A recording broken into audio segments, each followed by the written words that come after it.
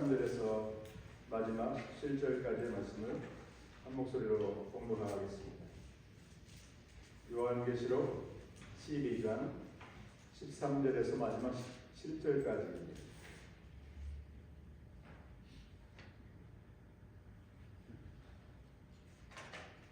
찾으셨나요? 하나님의 말씀 요한계시록 12장 13절에서 17절까지의 말씀 한 목소리로 공독하겠습니다. 시작.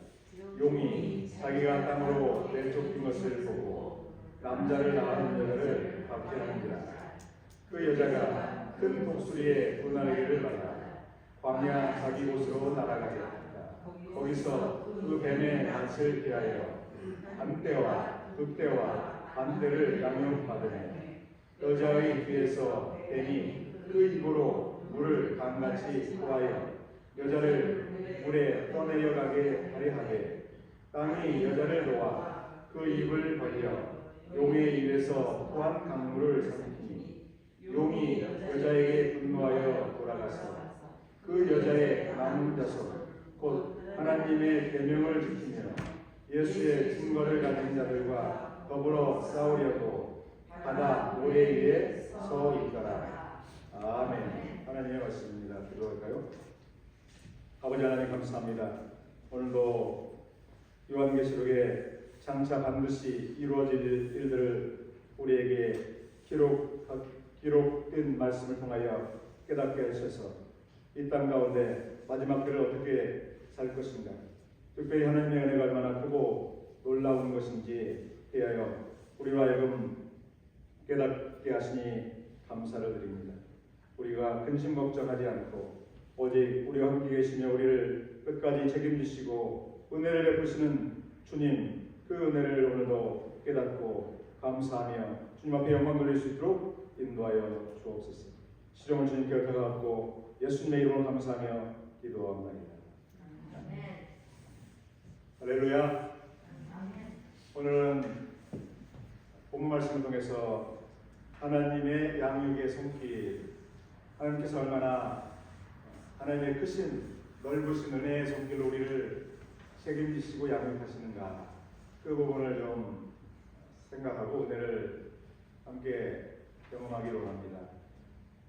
오늘은 지난주에 연이어서 이스라엘을 선민으로 동정녀 마리아를 택하셔서 타락한 세상을 구원하시고자 독생자 예수님을 잉태하게 하시고 성령으로 말미암아, 남자로 말미암아가 아니라 육신으로 말미암아 탄생된 것이 아니라 성령으로 말미암아 탄생케 하셔서 또 장성하신 후에 33세가 되어 죄인으로 몰려서 죄인으로 정죄를 당해서 십자가에서 못 박혀 죽으셔서 인류의 죄악을 계속 하심으로 말미암아 우리의 구원을 보장하시고 믿는 자로 하여금 하나님의 자녀로 거듭나게 하시고 또 하나님의 은혜로 말미암아 천국에 입성해서 영원토록 하나님과 살 수 있도록 은혜를 베푸신 그 내용, 그것은 바로 이 땅의 타락 사건으로 말미암아 벌어진 일이죠. 하나님께서는 많은 왕들을 세우셨고 많은 유정자를 세우셨지만 우리 이미자 장로님께서 말씀하신 대로 또 대통령들을 세우고 유정자들을 세우죠. 그래서 우리가 원하는 좋은, 그래서 선한 왕을 우리가 투표로 선출하지만 그럼에도 불구하고 타락한 그런 성품들을 갖고 있고 또 타락한 사람들의 욕구가 있다 보니까, 잘못된 욕구가 있다 보니까 그런 욕구들을 채우기 위해서 또 원하는 정치를 하지 않고 공의가 또 공의가 감같이 흐르는 이런 정치를 하지 않고 또 왜곡된 정치를 함으로 말미암아 사람들의 원망을 사고 또 분열이 있고 하죠. 그래서 평화, 진정한 이 땅의 평화는 이 세상 왕들이 이 나라들을 다스릴 때 주어질 수가 없다. 그래서 만왕의 왕으로 이 땅에 다시 오셔서 나라를 다스리는 그때가 되어야만이 진정한 하나님께서 주시는 평강의 나라가 완성이 된다. 아멘. 그래서 우리는 항상 기도할 때 소망을 가져야 되는 것은 뭐냐? 예수님이 만왕의 왕으로 이 땅에 다시 오실 날을 기대하며 그 일을 위해서 우리가 우리에게 분부하신 그러한 위임, 전도의 임명을 감당해야 될 줄로 믿습니다. 예수님께서 오시기 위해서는 구원받은 사람들이 수가 차야 돼요. 이방인들의 구원받은 사람들, 이방인 중에서 구원받은 사람들의 수가 차고 또 유대인들 중에서 구원받은 사람들의 수가 차야만이 정해진 때에 이 땅에 오시기 때문에 우리가 그 일을 위해서 우리가 쓰임 받아야 될 줄로 믿습니다. 예수님의 재림, 예수님의 완전한 다스림을 사모한다면 우리가 그 일에 쓰임 받아야 될 줄로 믿습니다.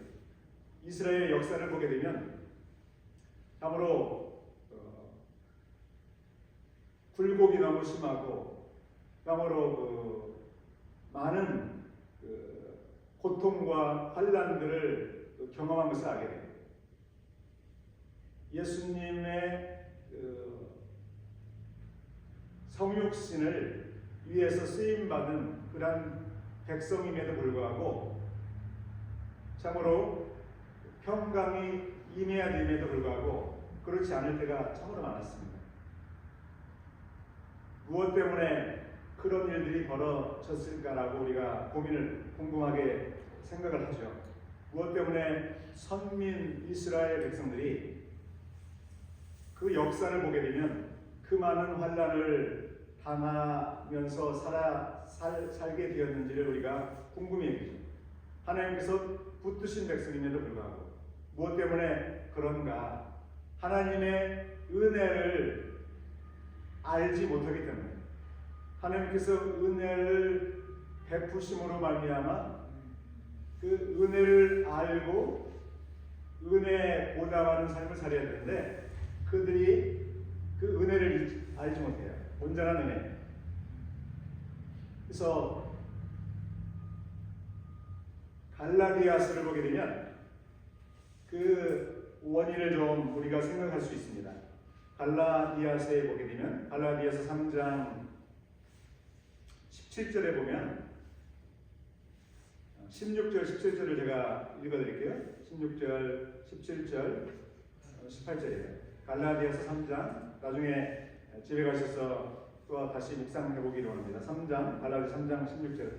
이 약속들은 아브라함과 그 자손에게 말씀하신 것인데 여럿을 가리켜 그 자손들이라 하지 아니하시고 오직 한 사람을 가리켜 내 자손이라 하셨으니 곧 그리스도라. 갈라디아서 3장 17절. 내가 이것을 말하노니 하나님께서 미리 정하신 언약을 430년 후에 생긴 율법이 폐기하지 못하고 그 약속을 헛되게 하지 못하리라. 만일 그 율법에서 나는 것이면 약속에서 나는 것이 아니니라. 그러나 하나님이 약속으로 말미암아 아브라함에게 주신 것이다. 포인트가 무엇이냐면 하나님께서 모세를 통해서 주신 율법은 하나님의 은혜를 폐할 수가 없습니다. 아멘. 왜인가? 하나님의 율법보다 하나님의 언약이 미리 주어졌기 때문이죠. 하나님께서 미리 정하신 언약을 430년 후에 생긴 율법이 폐기하지 못해요.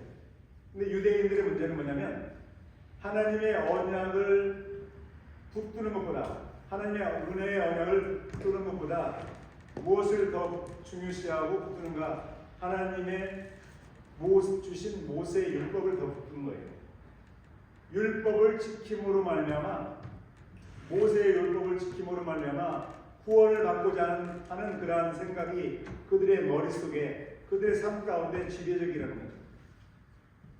하나님의 언약은 무엇인가? 아브라함을 통해서 주신 언약은 무엇인가? 예수 그리스도예요. 예수 그리스도를 그들의 후손을 통해서, 동정녀 마리아를 통해서 이 땅에 보내심으로 그들의 원죄와 자범죄를 다 용납하시고 그들을 정결한 자로 하늘로, 하나님 나라로 인도하시고자 하는 하나님의 언약이 있음에도 불구하고 그들은 그 언약을 무시하고 율법을 지킴으로 구원을 받고자 지금도 노력하고 있다는 거죠. 왜 지금까지 유대인들이 예수 그리스도를 영접하지 못하는가? 언약을 무시하고 율법을 중요시 여기기 때문에. 율법을, 모세의 율법을 주신 것은 계명을 지키기 위해서임에 분명해요. 그 계명을 지키며 살도록 하시기 위함이 분명한데, 그것보다 더 중요한 것은 무엇인가? 모세의 율법이 주어진 목적은 죄를 깨닫게 하시기 위함이죠. 아멘. 율법을 지킴으로 구원받을 수 있는 사람은 아무도 없어요. 이 땅 가운데 어떤 훌륭한 사람도 율법을 다 지킴으로 말미암아 온전하다, 의롭다함을 받을 사람이 이 땅에 아무도 없기 때문에 하나님께서는 은혜를 주셔서 예수 그리스도의 대속의 은혜로 피 흘림으로 말미암아, 피 흘림이 없이는 죄 사함이 없다.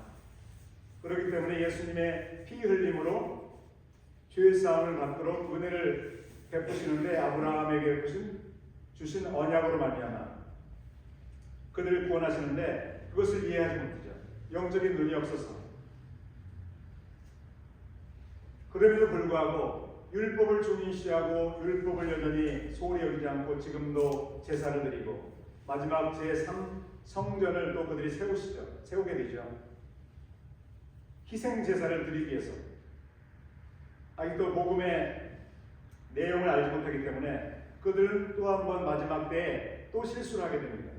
그 과정을 허락하심으로 말미암아 그들이 무엇이 잘못되었는지, 그들의 그 잘못이 무엇인지를 깨닫게 하시기 위해서 또 다시 한번 그 희생 제사를 제3성전을 통해서 허락하시는데, 나중에 어떤 일이 벌어집니까? 적그리스도가 그 지성소에 앉아서 자기가 하나님의 것을 선포하게 되죠.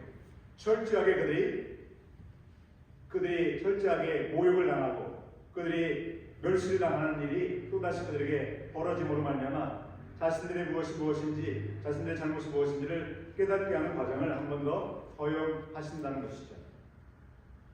그러나 그럼에도 불구하고 오늘 본문을 보니까 그러한 유대인들, 그러한 이스라엘 백성들, 무식하고 몰지각하고 교만하고 인간적이고 정말 타락한 이스라엘 백성들을 그럼에도 불구하고 어떻게 하시는가? 그들을 끝까지 붙드시는 것을 보게 됩니다. 용이 자기가 땅으로 쫓긴 것을 보고 남자를 낳은 여자를 박해하느니라. 용이 하나님의 보좌를 찬탈하기 위한 그 사단 마귀가 쫓겨나죠. 미가엘과 그의 전사들과 싸워서 이제 하늘에서 쫓겨나게 됩니다. 거기서 머물 수 없기 때문에, 머물 수 있는 자격이 없기 때문에 죄악을 저질름으로 말미암아 하늘에서 쫓겨납니다. 땅으로 쫓겨나는데 그것을 본인이 알게 되죠. 내쫓긴 것을 보고, 그 말은 자신이 내쫓긴 것을 실감하게 됩니다. 자신이 인정하게 되는 거죠. 자기 스스로가 그것을 인식할 수밖에 없고 깨닫게 되는 거죠. 자기가 이제는 하늘에 머물러 있을 수 없고 땅으로 쫓긴 상태라는 것을 자신이 알기 때문에 이제 어떤 일을 벌이는가? 남자를 낳은 여자를 핍박하는 거죠. 그 남자는 앞에서 이미 소개된 그러한 동정녀를 통해서 이 땅에 오신 예수 그리스도를 가르치는 것입니다. 그 남자아이를 낳은 여자를 박해합니다. 바로 동정녀 마리아를 이 땅에 동정녀 마리아를 통해서 예수님을 잉태하게 한 그러한 민족을 말하죠. 이스라엘 민족을 말하는 것이죠. 그런 여자를 핍박하는지라. 그래서 예수님을 이 땅에 보낸 통로로 쓰임받은 이스라엘 민족을 핍박하는 이유는 무엇일까요? 예수님께서 그들을 예수님의 은혜로 말미암아 그들도 하나님의 자녀로 거듭나게 하고자 하는 하나님의 계획이 있다는 것을 이제 마귀가 알기 때문에 그 일이 이루어지면 이제 마귀의 이제 생명은 이제 끝장이 나죠. 마귀는 이제 지옥에 결박이 되죠. 영원한 감옥인 지옥에 마귀가 이제 갇혀서 영원토록 고통당할 수밖에 없기 때문에 그 시간을 벌기 위해서 그때를 그 날을 이제 두려워하기 때문에 유대인들의 구원 받는 유대인들의 구원 계획을 방해하고자 이스라엘 백성들을 유대인들을 핍박하는 줄로 믿습니다. 그런데 어떤 일이 벌어집니까? 하나님의 구원 계획은 변함이 없어요. 아브라함과 맺으신 구원의 언약, 은혜의 언약은 하나님께서 포기하지 않으시죠. 그래서 그런 하나님의 그 은혜의 그 손길을 우리에게 잘 보여주는 내용이 이사야서에 있어요. 이사야서 49장을 보게 되면 14절과 15절이에요. 제가 읽어드릴게 잘 들어보세요. 이사야서 49장 14절과 15절. 오직 시온이 이르기를 여호와께서 나를 버리시며 주께서 나를 잊으셨다 하였거니와. 이스라엘 백성들이 유대인들이 하나님을 온전히 섬기지 않고 우상을 섬김으로 말미암아 징계를 당하죠. 징계를 당하고 환난을 당할 때 그들은 이렇게 말해요. 시온이 이르기를, 이스라엘이 이르기를, 예루살렘 성의 사람들이 이렇게 말해요. 여호와께서 나를 버리시며 주께서 나를 잊으셨습니다. 이렇게 이제 한탄하게 되죠.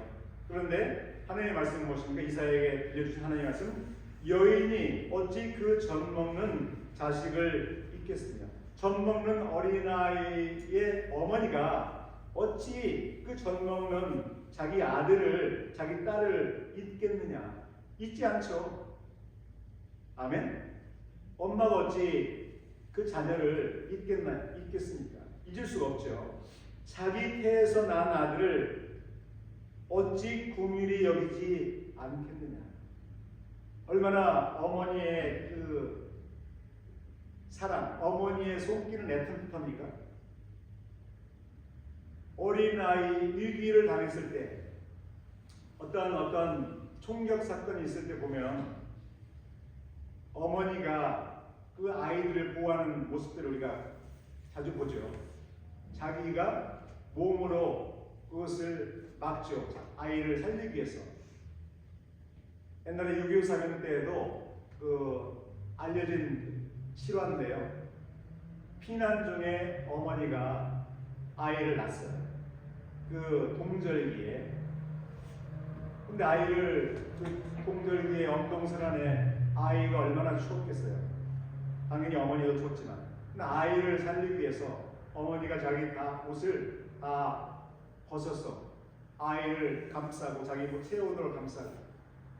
근데 나중에 보니까 다리 밑에서 그 군인들이, 미군이 그 행렬을 이제 지나가고 있는데, 군인 차량들이 지나가고 있는데 어린아이의 울음소리가 들리니까 가서 내려가 보니까 그 엄마 몸에 그 안겨 있는 아이를 발견하고, 엄마는 이제 죽게 되었죠. 그 아이를 이제 미군이 얻어해가지고 미국에 데리고 와서 양육을 시킨 거죠. 그래서 아이가 자라서 그 아버지와 양아버지와 같이 그 한국에 와서 그곳에 가서 그 엄마의 사랑이 얼마나 크신가, 이런 것을 깨닫게 하고 이제 경험하게 했다. 여인이 어찌 그 젖 먹는 자식을 잊겠으며 자기 태에서 난 아들을 어찌 긍휼히 여기지 않느냐. 반드시 그렇죠. 자기의 몸 속에서 태어난 아이이기 때문에 끊을 수 없는 그러한 어머니의 사랑이죠. 그런데 무엇 때문에 그런 얘기를 하십니까? 하나님께서 그들은 혹시 잊을지라도 어머니는 아버지는 혹시나 그럴 일이 없겠지만 혹시나 만에 하나 그 자녀들을 잊을 수 있을지라도 불가피한 상황에서 그죠? 그러나 나는 너를 잊지 아니할 것이라. 아멘. 하나님의 은혜가 하나님이 어떤 분인가, 하나님이 얼마나 택하신 자들을, 얼마나 택하시기로 예정된 자들을, 또 예수 그리스도의 보혈로 택하신 자들을 어찌 잊겠느냐, 어찌 너를 잊겠느냐, 결단코 잊지 아니할 것이다.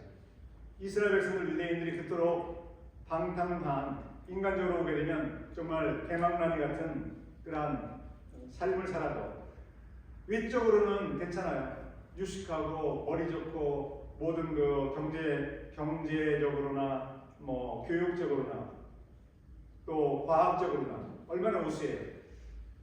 그런 것을 보면은 훌륭하다고 느끼지만 그들이 대망나니 같은 삶을 사는 것은 무엇입니까? 왜 그렇게 표현할 수밖에 없습니까? 하나님을 경외하지 않기 때문에, 예수 그리스도 안에 나타나신 육체로 오신, 몸을 입고 오신 예수 그리스도 오신 하나님을 경외하지 않고 다른 신을 지금도 찾고 있기 때문에, 이미도 이 땅에 육체를 입고 오신 하나님, 바로 예수 그리스도를 영접하지 않고 여전히 이름은 불러요. 여호와 하나님이라고. 그러나 여호와 하나님이라는 이름을 계속 불러도 예수 그리스도를 메시아로 영접하지 않으면 그들은 참 하나님, 여호와 하나님을 경배하지 하는 것이 결코 아닌 줄로 믿습니다. 아멘. 이해하시죠? 누군가가 나는 하나님을 믿습니다. 그런데 그 사람이 예수님이 성육신하신 하나님이라는 것을 믿지 않으면, 고백하지 않으면 그 사람은 참 하나님을 믿는 것이 아니에요. 아멘. 여호와의 증인을 제가 예를 많이 들고 몰몬교회 예를 많이 드는 것은 그들을 비교하면 진리를 명쾌하게 알 수 있기 때문에, 여호와의 증인은 예수님의 성육신을 부인하죠. 태초에 계신 하나님, 영원토록 계신 하나님이 육신의 몸을 입고 나타나신 분이, 오신 분이 예수님이고, 그렇기 때문에 예수님이 참 하나님이에요. 여호와 하나님이라니까요. 분리될 수 없는 하나님이신데, 그들은 예수님이 동정녀 마리아의 몸을 통해서 왔다는 것을 온전하게 믿지 않아요. 피조물, 창조주로서 예수 몸을 입고 오신 분으로 인정하지 않기 때문에 그들은 참 하나님을 믿는다라고 말할 수가 없는 거예요. 몰몬도 마찬가지예요. 이단들이 다 그렇죠. 하나님 예수님의 신분을 철저히 모독하기 때문에 그들은 온전한 신관을 갖고 있지 않기 때문에 우리가 그들에게 구원이 있다라고 결코 말할 수 없는 거죠. 유대인들도 마찬가지예요. 예수 그리스도를 메시아로 영접하지 않는 것은 그들은 하나님을 영접한 것이 결코 아닌 줄로 믿습니다. 그럼에도 불구하고 하나님께서 아브라함과 맺은 언약을 폐할 수 없기 때문에, 아멘, 그들을 끝까지 구원하시고자 그들을 양육을 해요. 어디에서 그것을 알 수 있는가?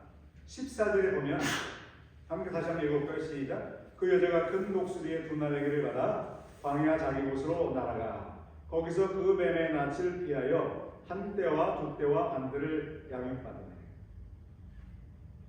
여자를 밖에 이스라엘 백성들을 마귀가 적그리스도와 거짓 선지자를 동원해서, 짐승들을 동원해서 하나님의 영이 없는 짐승들, 불신자, 사단 마귀의 영을 받은 그런 악한 자들의 핍박을 당하게 하죠.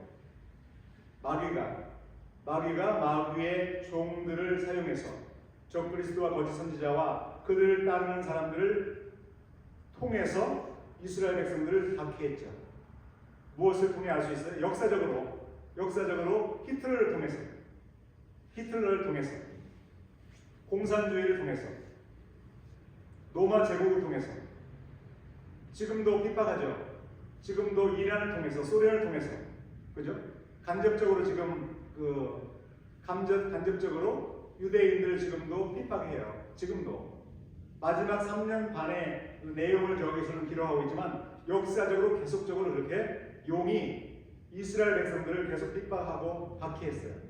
그래서 난민들로 난민 행세를 하고 그러나 그들은 그럼에도 불구하고 하나님의 보호하심으로 하나님께서 양육하심으로 말미암아 그들을 지금까지 보호하셨기 때문에 이스라엘 나라가 완전히 없어지지 않고 우리나라가 독립한 것처럼 일본으로부터 독립한 것처럼 그 나라들도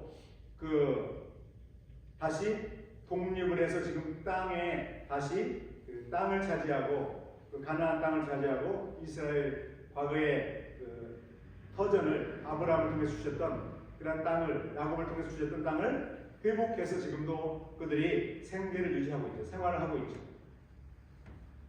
그런데 마지막 때 어떤 일이 벌어진가? 그 여자가 박해하니까 큰 독수리의 두 날개를 받아. 이제 상징적인 말인데 큰 독수리는 새 중에 왕 같은 새이죠. 그러니까 강력한 어떤 독수리의 두 날개를 받아서 그 여자에게 그 두 날개가 주어지는 거죠. 독수리의 두 날개가 여자에게 그 이스라엘 백성들에게 주어지는데 그 두 날개를 받았는데 그 두 날개를 사용해서 광야 자기 곳으로 날아가서 거기서 이제 머물게 되죠. 어느 기간 동안 머물게 되는가? 한 때와 두 때와 반 때는 3년 반을 말합니다. 1년과 2년과 0.5년. 이 때는 언제인가? 마지막 예수님의 재림 직전에 마지막 적그리스도가 극심한 핍박을 하는 3년 반을 말하죠. 그 뱀에 낯을 피하여 그 양육을 하시는 거죠. 특별히 유대인들을 구원하시기 위해서. 그리고 나서 마지막에 어떤 일이 벌어지는가? 여자의 뒤에서 뱀이 그 입으로 물을 강같이 부하여 여자를 물에 떠내려 가게 하려 하되 포기하지 않죠.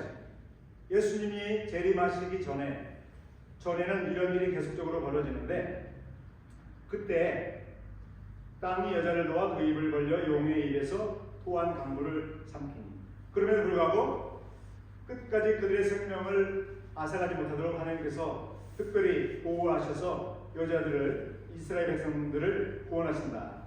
마지막 17절 함께 읽을까요? 시작. 용이 여자에게 분노하여 돌아가서 그 여자의 남은 자손 곧 하나님의 계명을 지키며 예수의 증거를 가진 자들과 더불어 싸우려고 바다 모래 위에 서 있다. 은혜 배은 망력한 이스라엘 백성들을 어떻게 하나님께서 끝까지 그 아브라함과 체결한 언약을 지키시는지를 본문에서 분명하게 보여주고 있죠. 그러면 17절은 무엇인가? 용이 여자가 하나님의 특별한 양육으로 말미암아 은혜로 말미암아 구원 받게 되죠. 용으로 말미암아 핍박에서 건짐을 받게 되는데 용이 분노하게 되죠. 그 일로 인해서. 그런데 용이 그러면 그 이후에 어떤 일을 하는가? 그 여자의 남은 자손. 그 말은 여자의 남은 자손이라는 말은 여자의 후손의 자손을 말해요. 여자의 후손의 자손. 원어를 보게 되면 여자의 후손의 자손인데 여자의 후손은 여자가 낳은 아이를 말하죠. 그 여자가 낳은 아이는 누구입니까? 동정녀가 낳은 아이는 예수 그리스도이죠.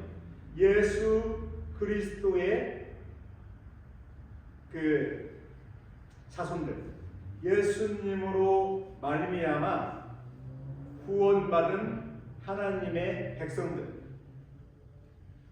바로 그리스도인들을 말하죠. 왜 그렇게 해석할 수밖에 없는가? 곧 그 사람은 누구인지를 설명하고 있죠. 하나님의 계명을 지키며 예수의 증거를 가진 사람들. 하나님의 계명을 지키며 예수의 증거를 가진 사람들은 예수님의 이름을 증거하는 그런 사람들이죠. 예수님을 전하는 사람들. 누구입니까? 물론 예수님 메시아인 것을 깨닫고 늦게나마 예수님을 메시아로 영접하고 구원받은 사람들은 유대인들로서 그들의 동족들을 위해서 예수님의 이름을 전하겠죠. 그러나 여기에서 말하는 이 여자의 후손의 그 자손이라는 것은 하나님의 계명을 지키며 예수의 증거를 가진 사람은 바로 사도들과 같은 베드로 사도와 요한 사도와 같은 또 그들 이후에 이 땅에 예수님을 영접함으로 말미암아 디모데와 같은 사람들, 그리고 예수 그리스도의 복음을 영접하고 끝까지 그 복음을 듣고 이제 기름 부음을 받고 예수 그리스도를 끝까지 복음을 증거하는 그런 사람들. 누구입니까? 신약 시대의 그리스도인들을 말하고 있죠. 용이 이스라엘 백성을 핍박함으로 그들이 구원받지 못하도록 방해하죠. 그럼에도 불구하고 하나님은 끝까지 그들을 지키셔요. 은혜의 언약을 파손하지 않고.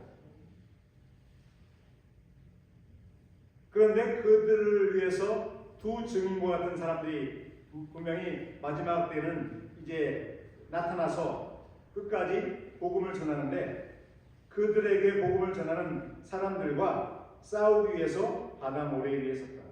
마지막 때의 교회가 어떠한 일을 사명을 감당하는가? 그 교회가 그러한 마지막 때에 쓰임 받고자 할 때 사단 마귀는 그들과 함께 영적인 싸움을 하는데 어떤 일이 벌어지는가?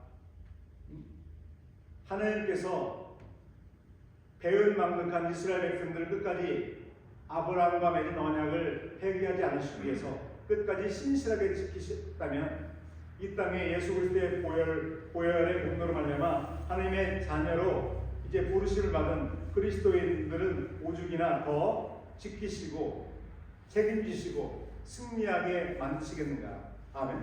그래서 결론은 무엇입니까? 12장 11절이에요. 12장 11절 함께 읽어볼까요? 12장 11절 시작. 또 우리 형제들이 어린 양의 피와 자기들이 증언한 말씀으로써 그를 이겼으니 그들은 죽기까지 자기들의 생명을 아끼지 아니하였다.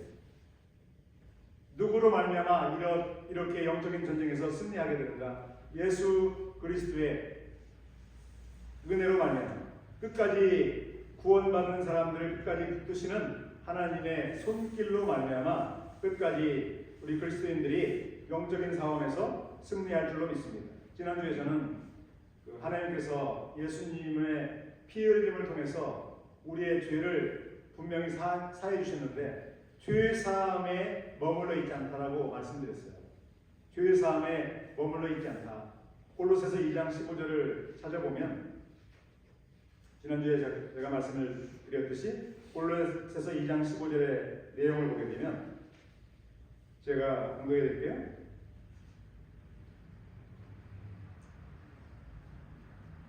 14절부터 읽어드릴게요. 우리를 거스르고 불리하게 하는 법조문으로 쓴 증서를 지우시고 제하여 버리사 십자가에 못 박으시고 예수님께서 하신 일을 말씀하시죠. 15절 통치자들과 권세들을 무력화하여 드러내어 구경거리로 삼으시고 십자가로 그들을 이기셨느니라.